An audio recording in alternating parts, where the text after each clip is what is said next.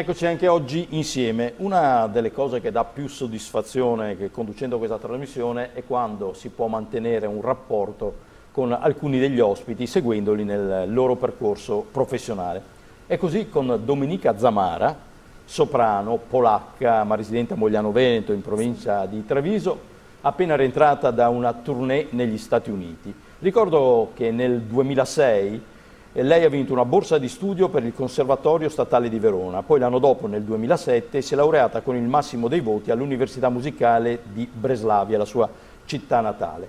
Da lì ha cominciato a girare il mondo. Cito Austria, Polonia, Germania, Inghilterra, Spagna, Stati Uniti, Corea del Sud e chi più ne ha più ne metta. Nel frattempo è stata nominata ambasciatrice della cultura polacca ed italiana dall'Associazione Polonia Italia, ed è docente di canto lirico all'Accademia Musicale La Certosa, che ha sede a Nervesa della Battaglia in provincia di Treviso. Canta in, attenzione, italiano, francese, inglese, polacco, tedesco, russo, ceco, slovacco e latino. Sì. Ultimamente anche in ebraico, ho scoperto prima sì. Fuori onda. Beh, che dire, insomma, la carriera è partita. Sì, è partita, ma soprattutto è un grandissimo lavoro, veramente. Studio in continuazione, senza pause, perché sempre bisogna preparare un nuovo repertorio. Facendo ad esempio tournée in Stati Uniti, ogni volta in ogni paese, ad esempio sono stata a Miami, a New Jersey, New York, Dallas, in ogni paese facevo altro tipo di repertorio, allora bisogna studiare tantissimo. A proposito del repertorio, negli Stati Uniti, che ha interpretato un'opera moderna in prima, credo in prima assoluta sì. O quasi, il cui testo, mi diceva, è in 5 lingue. In 5 lingue. Ho rappresentato bellissima opera di compositrice greca, Silvia Konstantinidis, a Miami. Opera si chiama Afrodita. È molto interessante come opera perché è opera scritta in 5 lingue, perché ogni lingua esprime diverso stato d'animo di proprio protagonista.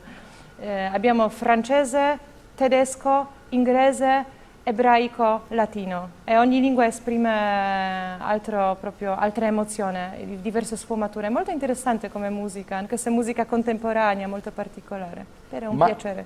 Cantare in tutte queste lingue significa anche comprenderle, voglio dire. Si canta come cantiamo noi da bambini quando imitiamo i cantanti inglesi, oppure si entra e quindi si introita, si fa proprio insomma il linguaggio? Si fa proprio il linguaggio, assolutamente, bisogna studiare tantissimo. Prima cosa che io faccio quando ricevo opera, quando ho opera da studiare, studio benissimo il libretto. Anche quando studio opera in linguaggio italiano arcaico, anche lì ci sono certe espressività, sfumature particolari. Non lo capiamo neanche noi. Esatto, anche lì devo tradurre, infatti con certi professori di lettere devo preparare benissimo il libretto. Allora è fondamentale capire benissimo testo, libretto per interpretarlo bene, ovviamente.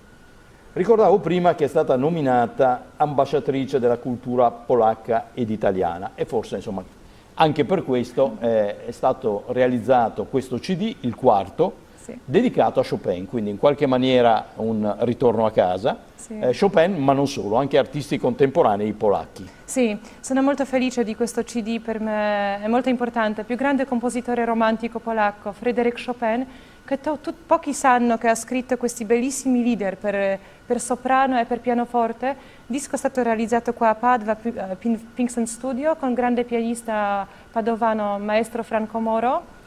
Testi sono bellissimi perché sono poesie di compositori, di poeti polacchi romantici.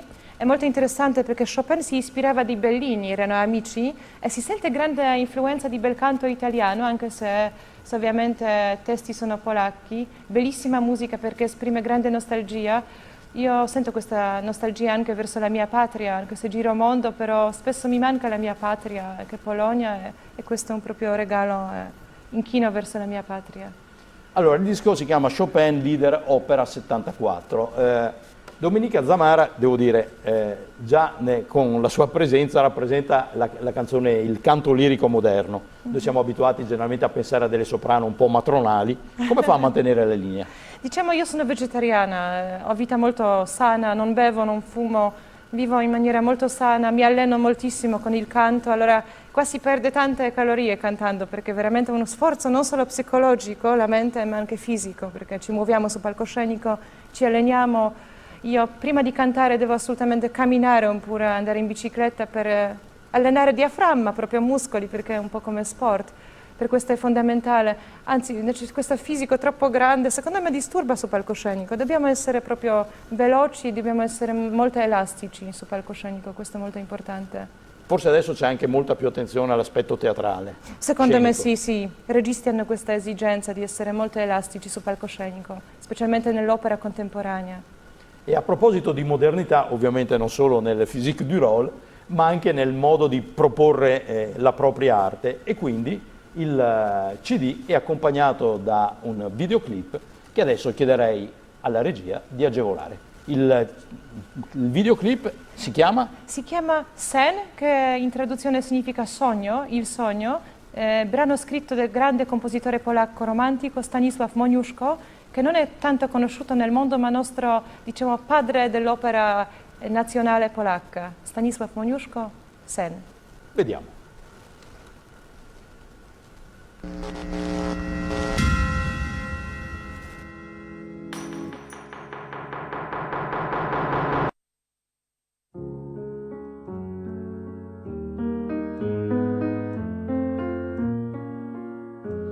W marzeniu sennym widziałam go, głos mu drżał, gdy mówił te słowa. Szczęśliwą bądź i bądź mi zdrowa.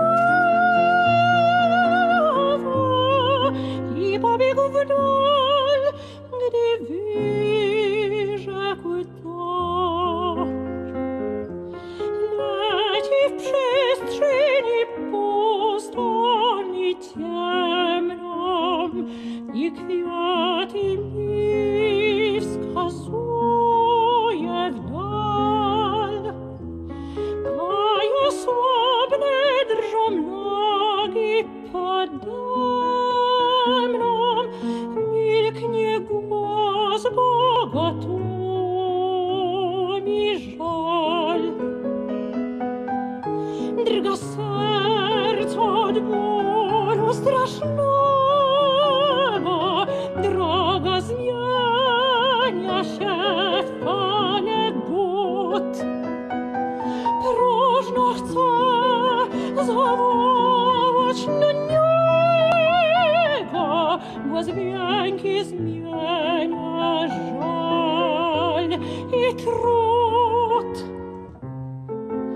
On spogląda, łzy rani, bieg wstrzymuje.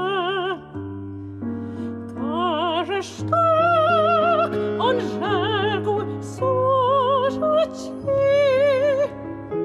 Szmery skrzydeł nad głową swą czuje. On był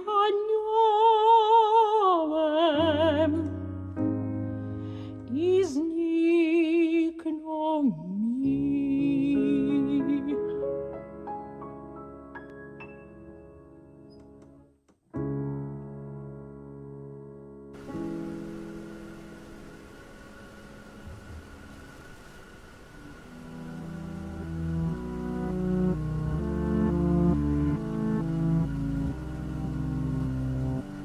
Più che un videoclip è un video d'arte questo. Sì, grazie al grande regista Marvin Miller, che è regista molto giovane, però di grandissimo talento, che ha avuto questa bellissima idea. È incredibile perché la poesia è in lingua polacca, arcaica, allora dovevo tradurli perfettamente in italiano e veramente ha trovato ottima interpretazione, ottima proprio soluzione. Allora, usare il videoclip sembra un modo anche di avvicinare un pubblico più giovane. Sì. Lei che ho ricordato appena tornata da una tournée negli Stati Uniti, insomma ormai per fortuna la sua carriera è lanciata, gira il mondo. I giovani si avvicinano alla lirica? Attualmente sì, vedo ad esempio in America avevamo pubblico soprattutto giovane, vedo che tanti giovani amano proprio opera, e genitori molto volentieri portano proprio pubblico all'opera, non solo all'opera, perché ad esempio a Dallas ho eseguito Stabat Mater di Pergolesi, ho visto tantissime persone giovani con genitori, tutte le famiglie americane che sono venute a vedere proprio il nostro concerto e ascoltare il nostro concerto, e questa è una cosa molto positiva. Diciamo, io non sono d'accordo tanto con pop opera, infatti questo genere molto commerciale, però ogni tanto sa il servizio di avvicinare persone giovani che non ascoltano musica lirica oppure che non ascoltano musica classica normalmente, che ascoltano solo rap oppure pop. Se grazie a questo connubio riescono ad avvicinarsi, va benissimo, ben venga. La musica lirica nel mondo è targata Italia? Cioè Assolutamente sì, tutti amano Italia e sanno bene che proprio opera è nata a Firenze 1600, grazie a Monteverdi ovviamente, e tutti amano proprio opera, specialmente si esegue nel mondo opere di bel canto italiano, va moltissimo Rossini, Bellini, Donizetti e ovviamente il verismo italiano, Puccini e Verdi. Assolutamente, questo è proprio il nostro tesoro nazionale. Per concludere, una curiosità, perché mi ha sempre colpito, ma un cantante straniero come lei, come fa a imparare l'italiano per poter cantare le opere liriche in italiano? Non deve essere facile, sto pensando se un italiano dovesse cantare in polacco, cioè, non è proprio un'operazione semplice, anche perché non sono scritte in maniera né moderna né piana le opere. Sì, sì, specialmente i libretti sono pieni di metafore, hanno linguaggio arcaico molto spesso, che è in disuso adesso, oppure hanno dentro grande sacralità, spesso questo italiano assomiglia piuttosto al latino. E qual è il segreto? Qual è il segreto? Studiare e impegnarsi proprio. Bisogna capire che non cade niente dal cielo, tutto dipende da noi, da nostra buona volontà, dal nostro studio, bisogna impegnarsi. Secondo me per arrivare al successo bisogna sacrificare tutto, crederci moltissimo e studiare. Non mi è arrivata dal cielo, diciamo, conoscenza di queste lingue, ho studiato tantissimo veramente, con grandi maestri. Ho vinto questa borsa di studio al Conservatorio a Verona, anche lì mi sono impegnata molto, prendevo qualche corsi extra all'Università a Verona per imparare bene la lingua, chiedevo a amici di correggermi sempre. Fino adesso intanto mi capita che sbaglio qualche articolo, perché purtroppo capita, però bisogna cercare di imparare il meglio possibile, specialmente per cantante lirico, lingua italiana è fondamentale. Grazie, se non l'avete capito, la regola di Domenica Zamara è studiare. Sì, è fondamentale. E per ascoltarla, questo è il suo più recente CD dedicato a Chopin, il musicista più famoso, insomma, della sua patria, la Polonia, però qua Lieder Opera 74 non c'è solo questo, ci sono anche composizioni di artisti contemporanei polacchi. Sì. Grazie. Grazie mille. Buona carriera. Grazie di cuore, grazie. Buona estate. Cordiali Alla prossima. saluti, alla prossima, grazie.